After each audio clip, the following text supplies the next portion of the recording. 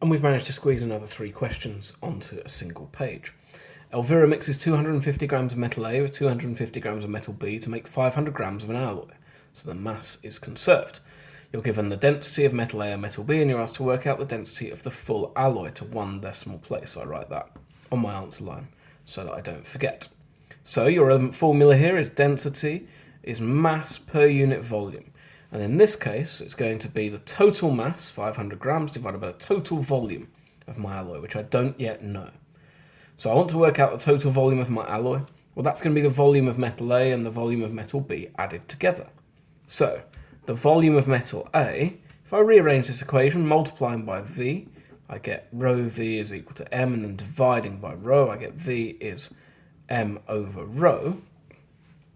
Then the volume of A is going to be the mass of A, 250 grams, divided by the volume, the density, of A, 8.9. I just checked my grams match, they do, and this answer will be in cubic centimetres, 250 over 8.9, which is, let's go to 3dp so that I'm not being penalised by rounding too early. I'm going to do the same for the volume of metal B. It's going to be 250 grams again, that's what I added in, but now its density is 2.7. And again, that's going to give me an answer in cubic centimetres, 92.593. Both of these are in cubic centimetres. Therefore, total volume is going to be that value, add 28.090, is going to be 120.683 cubic centimetres. So, my density of the overall alloy then is the total mass, 500 grams, divided by 120.683, the total volume. 500 over answer gives me a density of 4.14, or we want 1 dp, that's why we write that there, 4.1 grams per cubic centimetre. And I look and ask myself, does that make sense? It's between my two densities, so that does seem to make sense to me. Question 19. Right, 3x squared plus 12x plus 27 in completing the square form where a, b and c are integers. So that's a bit of a hint to check my final answer with at least. So whenever completing the square, I'm going to pull out a factor of my coefficient of x squared from my first 2 terms. So 12x over 3 is 4x. Then I'm going to complete the square inside my brackets. We've seen this on paper too. So that's x plus 2 all squared, subtract 4. And the 27 hasn't changed. I've done that because expanding this bracket gives me x squared plus 2x plus 4. And if I subtract the 4 from that, I get x squared plus 4x, like I want. I expand my brackets back out. 3x plus 2 all squared, subtract 12 plus 27. So that's 3x plus 2 all squared, and then add, what are we looking at there? 15 for my final result. So 3x plus 2 all squared, add 15. Hence or otherwise, write down the coordinates of the turning point of that graph there. Now, we're definitely going to hence this. You could find the roots, but we're not doing any of that.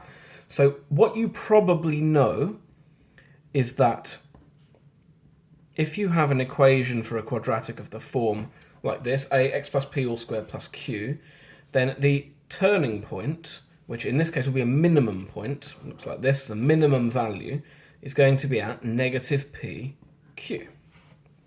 So in this case, we can just write down it's going to be at negative 215. You may have learned a slightly different form of that, but it's all the same result. It's just worth briefly pausing to consider why that works. We want the minimum value of our function, the smallest possible value of y. If we look at this function here, anything squared is either positive or 0. So the smallest value of this whole function is going to be when x plus 2 is equal to 0, which is when x is negative 2. So the smallest value of my function occurs when x is negative 2. When x is negative 2, this is 3 times 0 plus 15, y is just 15. And that's why this works, that's why you get your solution. Question 20. Write this whole thing, quite a complex thing, as a single fraction in its simplest possible form. You must show all of your working. So, I've got x plus 4 divided by that whole horrible thing, and it is a horrible thing, all add 3. So I'm going to take this nice and systematically. First, division of fractions I'm not a fan of, so I'm going to write this as x plus 4 over 1, and then I'm going to take the reciprocal of the second thing, the thing I'm dividing by, x subtract 1 over x squared plus 5x plus 4, and I'm going to multiply. So I've taken the reciprocal of my second value and multiplied them instead. I've got my plus 3, which I'll deal with at the end. Now, what I could do is I could multiply these two together, but I'm going to look for anything that cancels down. I'm going to ask myself, does this quadratic factorize? And it does. And not only does it factorize, but we should hopefully see it's going to have one of these two brackets in it to allow me to cancel down. X squared plus 5x plus 4 is x plus 4, x plus 1. I'm looking for numbers that multiply to give 4 and add to give 5. Positive in both cases. And again, I've still got my plus 3. So my x plus 4's cancel. I've saved myself a lot of work here because I've got x subtract 1 over x plus 1, and I'm adding 3. Let's write it over a common denominator. So 3x plus 1 over x plus 1. That works because the x plus 1's cancel to just give me 3. Then I can combine my fractions. I have x subtract 1 plus 3x plus 3. I've expanded out my brackets all over x plus 1. That's how adding fractions works. And I can just simplify. I've got x plus 3x, which is 4x. I've got negative 1 plus 3, which is plus 2, over x plus 1. And it's asked for it in its simplest form. So I ask myself, can I factorize that? Can I factorize that to give me anything nicer? I could take out a 2, but that'd be 2, and then brackets 2x plus 1. Not helpful. So this is already in its simplest form.